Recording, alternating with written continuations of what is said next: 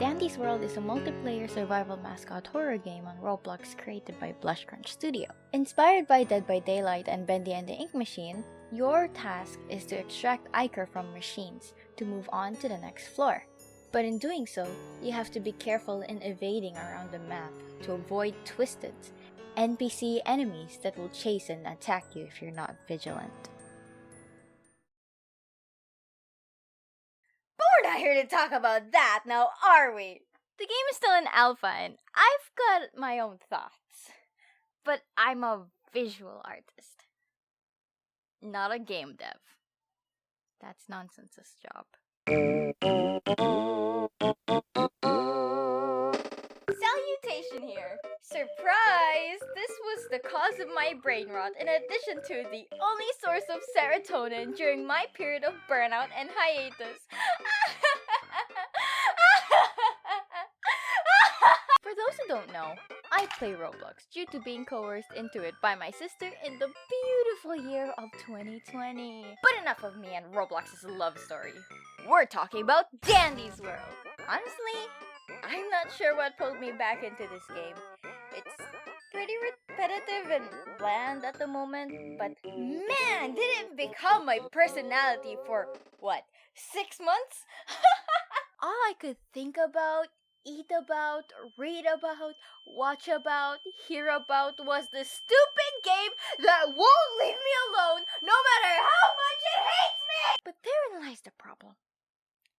I have thought of this game so much, I couldn't get enough of it. So much so that I started seeing flaws. Flaws that would leave an ick on me. Hoping and praying that the later tunes will not disappoint. Just kidding.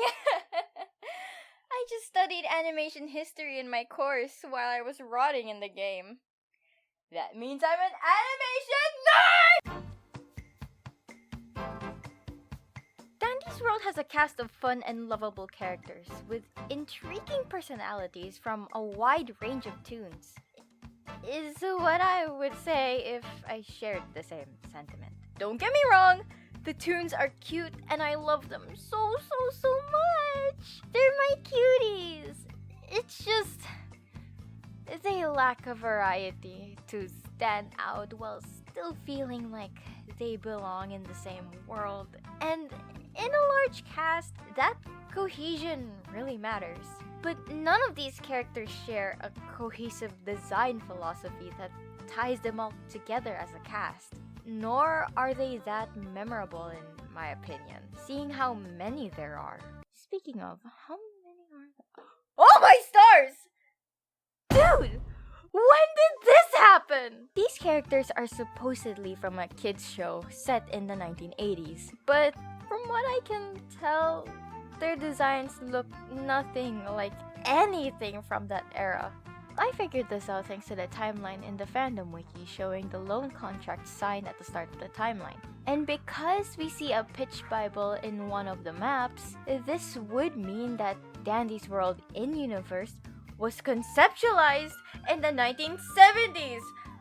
I thought this game was the early 2000s! What bothers me even more is that it feels like the concept artists never took into account the time period where the setting takes place, which caused the previously mentioned problems. If you're going to make a big cast like Dandy's World and it's supposed to fit a specific time period and style, you can't just throw things at the wall and see what sticks. There has to be a lot of conceptualizing, rewriting, and researching for each character so everyone fits in the world and everything actually feels like it belongs together. For example, the vintage designs. We'll get to that. Rant aside, let's move on to... Before before we give these baby girlies the animation nerd treatment, let's talk about how I'm approaching these redesigns. First and foremost, I will be treating this as if I'm a Blushcrunch volunteer as a concept artist. This means I'm given the designs to reconceptualize using the time period set in the lore, while still keeping them recognizable to the designs that Quell gave them. Second, let's address my biggest pet peeve, the art style. I'm not saying that Quell has a bad art style. No. I think it's adorable. I just don't think it fits for the setting of the game she's making. As previously mentioned, we're gonna be taking design elements from shows around the era. Animations such as Garfield, Smurfs, DuckTales, and Care Bears. And I just named a bunch of shows that this generation is too young to recognize. Man, I'm getting old. Since this is an animated show in game, I decided to imply the principle of animation appeal. For those who don't know, the animation principle of appeal focuses on making characters and designs visually and emotionally engaging for the audience. This doesn't mean they have to look attractive or cute or nice or I don't know what have you. They just have to look interesting. Lastly, I will only be designing 17 chosen tunes to redesign for the series because and this also helps me keep track on which tunes play what role in the hypothetical in-universe show, each with their own purposes. Now, the first of these tunes we're redesigning is... Poppy was one of the first characters I thought I'd redesign. Not only because she was my first tune when I started playing the game, Suck it, Boxten rings! But her shape as a bubble would make some good visual interest. In my first rough design for Poppy, I focused more on making her appearance less bland and creating visual flair by distributing the yellow all throughout her outfit. Oh, and also saturating her colors, which I did for everyone. Boxten was a nightmare. Initially, I wanted to keep her striped socks, but you'll see later I had to remove it since it cluttered and didn't cooperate well with the overall design. I also added simple earrings, or implied earrings, since it's stated in the wiki and her interactions with the other tunes that she enjoys dressing up or at least looking good. I thought that adding earrings would hint towards that aspect of her character. In my next rough design, I had to draft it on paper to get a better feel on how to go about drafting this. I ended up giving her a shorter torso with a very poofy skirt, adding more to the roundness I wanted to incorporate in her character earlier. It looks like a bell in this iteration though. I don't know why I thought that was Lastly, I changed out the striped socks with cute little pumps, akin to Minnie Mouse, who I eventually used as a reference in the finalization part. I was happy with the design, but the face wasn't bringing it all together. Nothing about this expression said to me 1980s cartoon. So I tried different smiles and eyes with the same expression and eventually landed on this one. I also opted out to switching the mitten hands for sausage-looking fingers.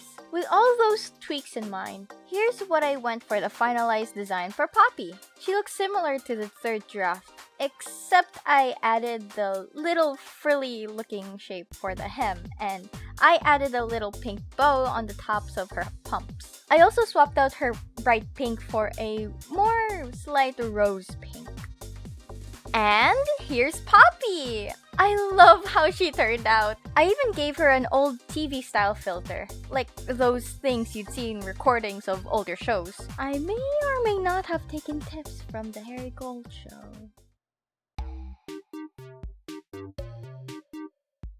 Next up, we have Boxten.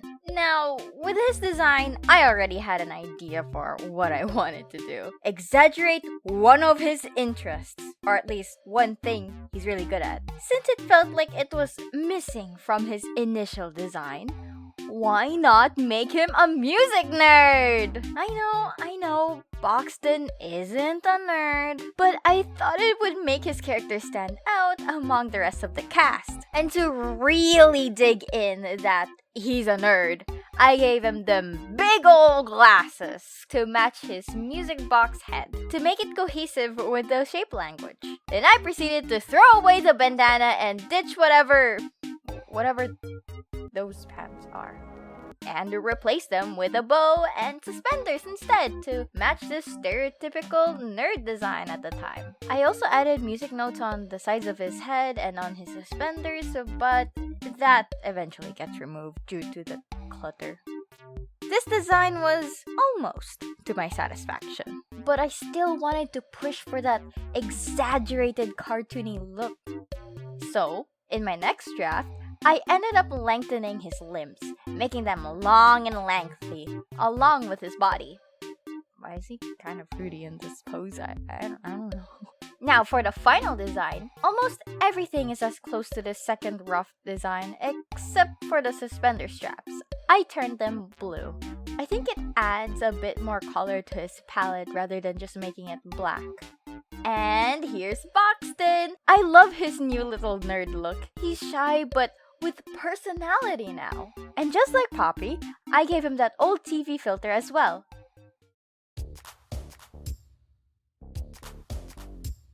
Shrimpo. Yeah, no thanks. Everything about this design does not scream, I bully everyone or I hate everyone. It's not giving bully. Like, what is that? A dress? Why does Shrimpo have a dress? How does this correlate to his role in Garden View? I'm not getting any signals from his design alone.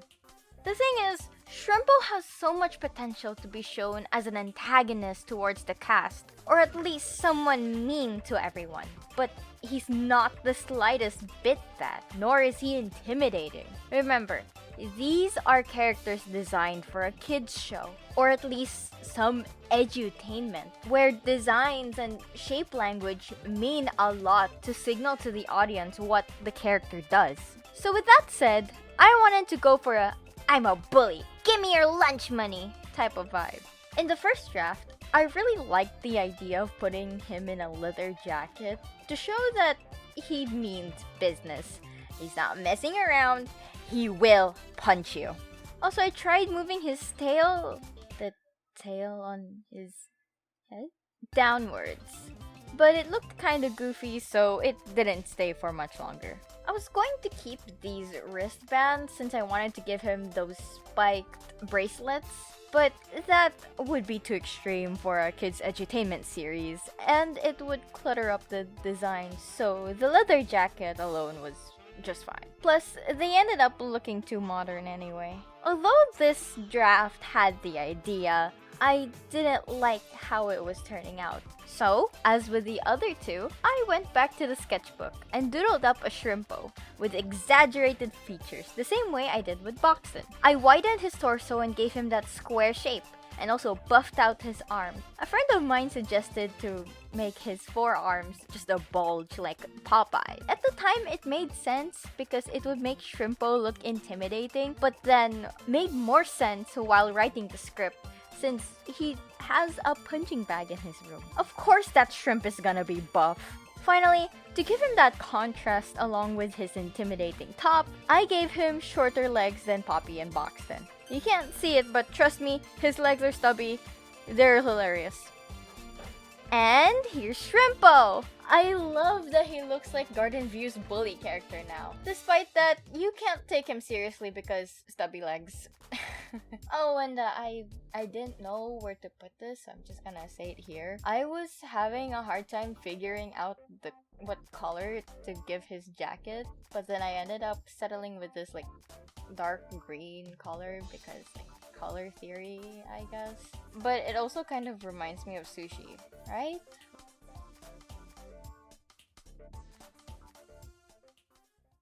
There we have it! The first 3 tunes in the redesign series are done! And just to fill a quota, I did mention that each tune has a purpose in the hypothetical in-game show, so I'll be listing what I think these 3 would be doing. First of all, Poppy. Poppy is the diva, the princess, the one always giving fashion advice to the other toons. I like to think that she's like the sweet aunt character in the show. She's all for self-expression and for her friends to be their authentic selves. For Boxten, I can see him being exceptionally talented in playing instruments despite the fact that he's shy and that he's a nerd. I can really see him in one episode where it's all like the classic trope where the shy character is like suddenly confident and like they just perform exceptionally well and everyone's like, whoa. Finally, I think Shrimpo would be a great example of what not to do for the kid audience. I can see him always picking fights and telling everyone that he hates him. I mean, he already does that in the game, it's just more emphasized in the show, I feel. However, since his actions are never good, he always ends up being the butt of the joke as a lesson to never be a bad person. Oh, and remember what I said at the start about the vintage skins? Boom! You see, color in television was created in the 1930s, way before Dandy's World was created. So, to fix this, I reimagined the cast from before that era, just to keep the black and white look that was in the original vintage skins. So I went for a 1920s cartoon style. Think Betty Boop, or Popeye, or Felix the Cat. And that's all I have to say! I really enjoyed redesigning them. This game means a lot to me because it kept me from going insane during final period. I honestly can't wait to see what else this game has in store for us, and I'm really excited to be doing this redesign series with you guys. If you did enjoy this video, consider checking out my other videos or checking out my Ko-Fi and become a member. $2 a month grants you exclusive and behind-the-scenes content along with your name at the end of each video. $5 a month gets your name read out loud at the end of each video, and you get your OC drawn at the end of my videos as well, just like this. Thank you so much to the Doge King and Flow Killer 1. Once again, thank you so much for watching, and I'll see you in the next video. Sleep well, eat good, drink water, and don't die. Arrivederci a tutti, alla prossima!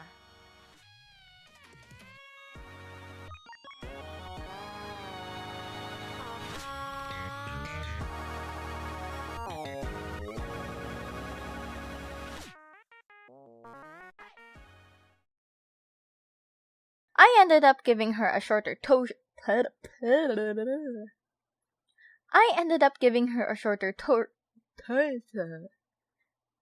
Poppy is the diva, the princess. I'm going to kill that rooster, I swear.